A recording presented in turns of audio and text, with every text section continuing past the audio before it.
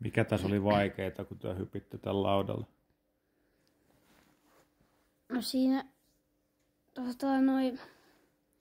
se hyppy siinä, kun se lauta lähti taaksepäin, kun hyppy. Mäkihyppäjät kävi meidän treeneissä ja he pyysivät meidät katsomaan heidän treenejä. Tää on tämmönen jäälattu, se varmasti luistaa. Jää. Se on ihan pelkkää jäätä. Mikäs mäkipäivästä jäi erityisesti mieleen? Tulkaa vaan vielä. No se, kun me nähtiin niiden treenejä. Kun se katsoi ihan vierestä, kun ne hyppäs mäkeä. Keulalla on melkein 100 pallo. Se on semmonen 90 kiloa. Vähän yli. Mikä tuossa niin kuin lajina vaikutti silleen ensinnäkemältä sellaiset kaikista mielenkiintoisimmat?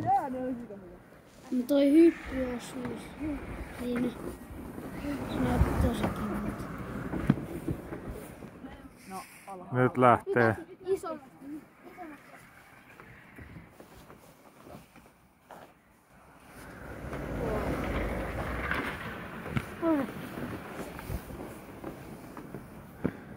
No hyvä, kun näitä tulee ihan joka suunnasta.